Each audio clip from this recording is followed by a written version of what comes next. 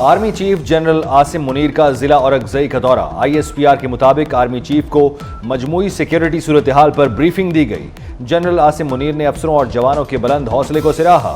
Army chief ने दहशतगर्द कुव्वतों के गठजोड़ को मुकम्मल शिकस्त देने के अज़्म का इआदा किया।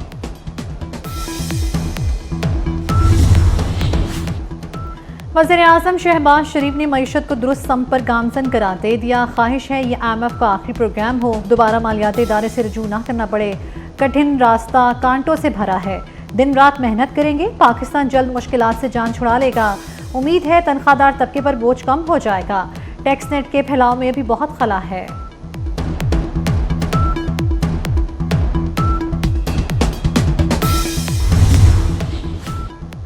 PTI रहनुमाओं की प्रेस कॉन्फ्रेंस के दौरान सहाफियों का एहतजाज, सहाफियों का कवरेज से इनकार, माइक उठा लिए। PTI रहनुमा प्रेस कॉन्फ्रेंस किए बगैर ही चले गए। अली अमीन गंडापुर ने सहाफियों के खिलाफ नाजेबा जुबान इस्तेमाल की थी। हमारी जिंदगियां खतरे में हैं, सोशल मीडिया पर हमारी तस्वीर लगाकर टाउट के ट्रेंड चलाए जा रहे हैं। सहाफियों की शिबली फराज की जानिब से गलत जुबान इस्तेमाल करने की भी मुजम्मत।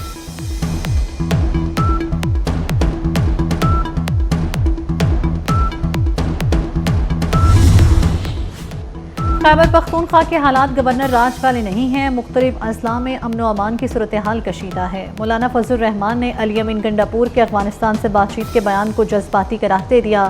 कहा आईनी तरमीम के हवाले से अपनी तजावीज़ दे दी हैं।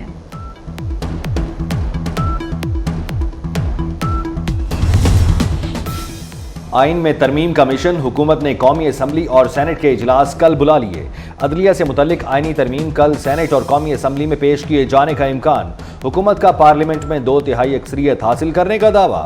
सेनेट और कौमी असम्बली के इजलास इतवार को भी होंगे। हुकूमत का तमाम तरामीम बराह रास्त मंजूर कराने की हिकमत अमली पर भी गौर। हुकूमती अरकान को इस्लामाबाद में रहने की हिदायत कर दी गई।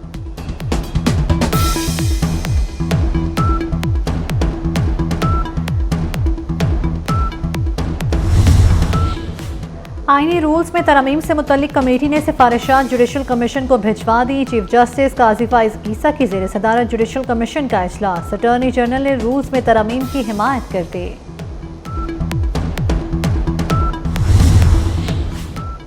आईनी रूल्स में तरामीम से मुतल्लिक कमेटी ने सिफारिशात जुडिशल कमीशन को भिजवा दी। चीफ जस्टिस काजी फाइज ईसा की ज़ेर सदारत जुडिशल कमीशन का इजलास। अटॉर्नी जनरल ने रूल्स में तरामीम की हिमायत कर दी।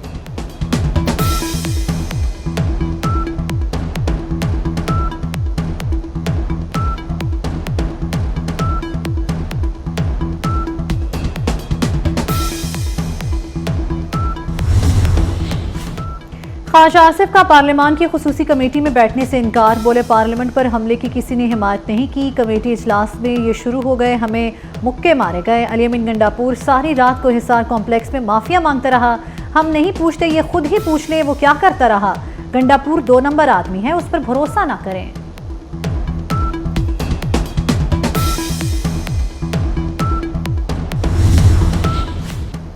ख्वाजा आसिफ जवाब सुनने की हिम्मत भी रखें। अली अमीन गंडापुर का नाम लेकर इंतहाई गलत बातें की। चेयरमैन PTI बैरिस्टर गौहर का ख्वाजा आसिफ को अपनी जुबान ठीक करने का मशवरा। लतीफ खोसा बोले आइन की बालादस्ती दी जा रही है, ना कानून को। 9 मई को पार्लियामान पर नहीं जमहूरियत पर हमला हुआ।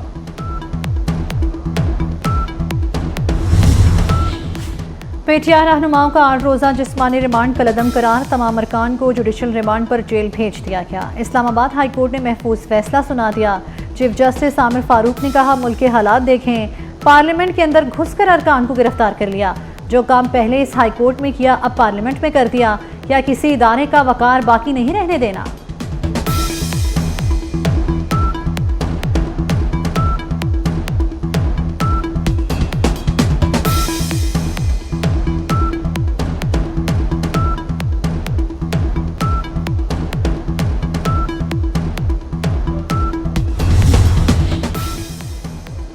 गिरफ्तार अरकान असम्बली को पार्लियामेंट हाउस पहुंचा दिया गया। जेर हिरासत अरकान के लिए पार्लियामेंट लॉजेस सब जेल करार। स्पीकर कौमी असम्बली ने पार्लियामेंट लॉजेस को सब जेल करार दे दिया। अयाज सादिक ने बैरिस्टर गौहर समेत तमाम 10 अरकान की दरख्वास्त पर फैसला किया। शेख वकास अकरम की हुकूमत पर कड़ी तनकीद। कहा ये उल्टे या सीधे हो जाएं, हम बानी के साथ हैं, कोई बानी का साथ नहीं छोड़ेगा। वज़ीर आज़म इमरान खान को जितनी देर वो जेल में रखेंगे और उनके ख़िलाफ़ ये साजिश होंगी तो उनकी जान को ज़ाहिर बात है हर भाई इस्तेमाल करेंगे। ये फैशिस्ट हुकूमत और इसको हम लोग कंडेम करते हैं। हमारे मेंबरान को पार्लियामेंट हाउस के अंदर से अरेस्ट किया गया, उनको ज़दोकौब किया गया। यहाँ पे तो ड्रामा सीरियल 9 मई का चलता रहा और कहते रहे कि जी जिन्ना हाउस पे अटैक। खुदारा जो सानिया पार्लियामेंट हुआ है 9 सितंबर का और 10 सितंबर का, उसके ऊपर नज़रसानी करनी चाहिए। यहाँ पे आइन और कानून की धज्जियाँ उड़ाई गई हैं। बानी पीटीआई की जान को खतरा है। अपोजिशन लीडर उमर अयूब का दावा, कहते हैं हमारे मेंबरान को पार्लियामेंट हाउस के अंदर से गिरफ्तार किया गया। पार्लियामेंट पर हमला 9 मई से बड़ा सानेहा है। बानी के खिलाफ तमाम मुकदमा जारी हैं। IBP's मुआहदे नून लीग और पीपल्स पार्टी इतवार में हुए।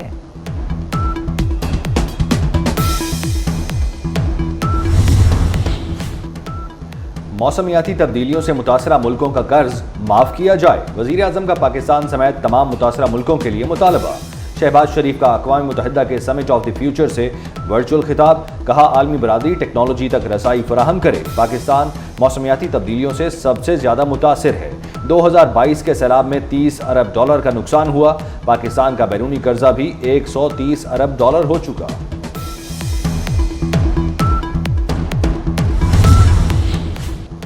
एशियाई तरक्याती बैंक ने पाकिस्तान के लिए $32 करोड़ कर्ज की मंजूरी दे दी। अलामे के मुताबिक रकम खैबर पख्तूनख्वा में सड़कों की बहाली के लिए खर्च होगी। कर्ज से देही इलाकों में 900 किलोमीटर सड़कों को अपग्रेड किया जाएगा। मंसूबे के जरिए फाइनेंशियल और टेक्निकल मुआवनत फराहम की जाएगी।